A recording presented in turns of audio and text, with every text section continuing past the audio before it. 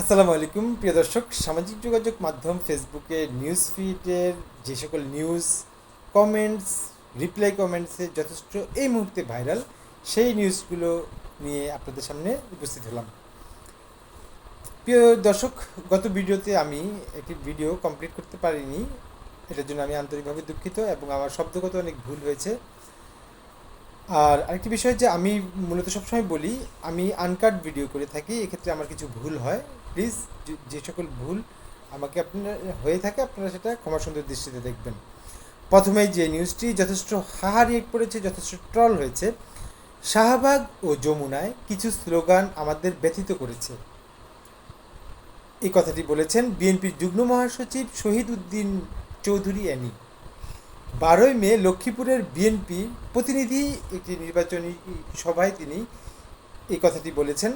তিনি বলেছেন বিশেষ করে যে যমুনার সামনে, পরে শাহবাগের সামনে যখন আওয়ামী লীগকে নিষিদ্ধ করার জন্য বাংলাদেশ নাগরিক পার্টি তার সাথে যুক্ত হলো জামাতে ইসলাম, যুক্ত হওয়ার পরে যে আন্দোলনটা হয়েছে, তারপরে যখন রায় হয়েছে তখন আনন্দে আত্মহারা সবাই মিষ্টিমুখ করছে, এর ভিতরে বিএনপির বিপক্ষে স্লোগান দিচ্ছে। এই জন্য উনি বিষয়টি এখানে তুলে ধরেছেন। তিনি বলেছেন গত 17 বছর বিএনপির নেতাকর্মী যেভাবে শ্রম দিয়েছে, তখন তারা কোথায় ছিল, যারা যখন হামলা মামলা শিকার হয়েছে। এই জিনিসটি যথেষ্ট ট্রল পড়ে হয়েছে। কমেন্টসের নেগেটিভ কমেন্টস অনেক বেশি, এই পজিটিভ কমেন্টস আমি তেমন পাওয়া যাচ্ছি না। তারপরে একটি কমন পজিটিভ কমেন্টস, সহমত, সঠিক বলেছেন। নাজমুল নামে একজন একটি কমেন্টস করেছে, এটা কি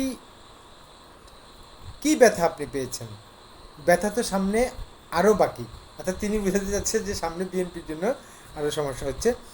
আইটি নিউজ যথেষ্ট রিয়েক্ট হয়েছে, এটাও যথেষ্ট হাহা রিয়েক্ট করেছে, নেগেটিভ কমেন্টস করেছে। ইসলামী ছাত্র শিবিরের কেন্দ্রীয় সভাপতি জাইদুল ইসলাম বলেছেন জগন্নাথ বিশ্ববিদ্যালয় জবি শিক্ষার্থীরা বরাবর হয়রানির শিকার হচ্ছেন, শিক্ষক শিক্ষার্থী কর্মচারী আন্দোলনের ফসল নিয়েই ঘরে যাবেন ইনশাল্লাহ, দাবি আদায় না করে কেউ ফিরব না। 14ই মে সন্ধ্যা 6টার দিকে কাকরাইল মসজিদের ক্রসিং মোড়ে এলাকায় তিনি এই কথাটি বলেন। আমরা জানি যে জগন্নাথ বিশ্ববিদ্যালয়ের শিক্ষার্থীরা একটি আন্দোলন করছে, এই আন্দোলনটা চলছে এখনও, সেখানে তিনি আন্দোলনের উদ্বুদ্ধ করার জন্য এই কথাটি বলেছেন। এই নিউজটি যথেষ্ট ট্রল হয়েছে, হাহারিয়ে পড়েছে, নেগেটিভ কমেন্টস, এখানে পজিটিভ কমেন্টস তেমন পাচ্ছি না। তবে 3 দফা দাবিতে জগন্নাথ বিশ্ববিদ্যালয়ের শিক্ষার্থীরা এভাবে হয়েছে। তো এর ভিতরে একজন আউয়াল নামে একজন কমেন্টস করেছে, এত দাবি কোথায় থেকে আসে, গত 15 বছরে শেখ হাসিনার সময় এই এরকম দাবি একটিও করতে দেখিনি, তখন তারা সাহস পেত না, এখন তারা সাহস পাচ্ছে, এটাই স্বাধীনতা। এটা উনি সুন্দর প্রশংসামূলক কমেন্টস করেছে। এই মুহূর্তে যথেষ্ট রিয়েক্ট হয়েছে, লাভ রিয়েক্ট পড়েছে, অনেক পজিটিভ কমেন্টস পড়েছে অনেক। সেটা হচ্ছে যে আমরা চাইলে নতুন বিশ্ব গড়তে পারি, প্রধান উপদেষ্টা শিক্ষার্থীদের নতুন এক বিশ্ব গড়ার স্বপ্ন দেখার আহ্বান জানিয়েছেন অধ্যাপক ডক্টর মোহাম্মদ ইউনুস। এই কথাটি বলেছেন 14ই মে চট্টগ্রাম বিশ্ববিদ্যালয়ের চবি পঞ্চম সমাবর্তন অনুষ্ঠানের বক্তৃতাকালে তিনি এই আহ্বান জানান।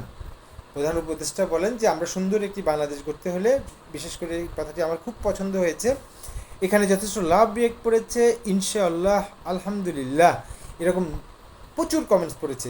এর ভিতরে হাফিজুর রহমান একটি নেগেটিভ কমেন্টস করেছে, সুন্দর একটি নির্বাচন দিয়ে তাড়াতাড়ি চলে যান, উনি ওনার কথা বলেছে।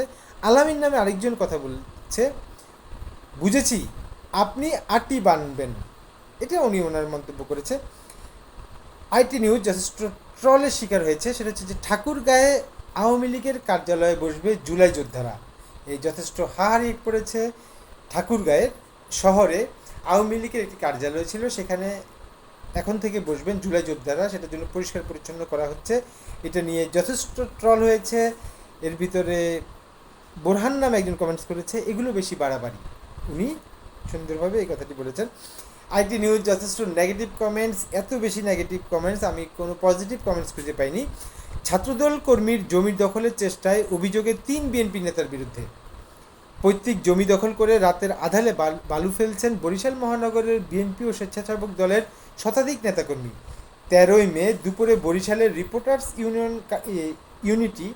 ইউনিটি কার্যালয়ে এক সংবাদ সম্মেলনে এ কথাটি বলেন ভুক্তভোগী। বরিশাল মহানগরের ছাত্রদলের কর্মী মোহাম্মদ মেহেদী হাসান তার নাম। এটাতে যথেষ্ট হাহারি এক পড়েছে। রিয়াদ নামে একজন কমেন্টস করেছে, ব্যক্তিগত সংঘাত এখানে দল টেনে আনার হলুদ সাংবাদিকতা। অর্থাৎ যিনি নিউজটা পড়েছে তাকে হলুদ সাংবাদিকতা উনি আখ্যায়িত দিয়েছে। সোহেল নামে একজন কমেন্টস করেছে, যারা নিজের ঘর সামলাতে পারে না তারা কিভাবে দেশ চালাবে। প্রিয় দর্শক, আপাতত এই ছিল এখনকার নিউজ আপডেট। আসসালামু আলাইকুম।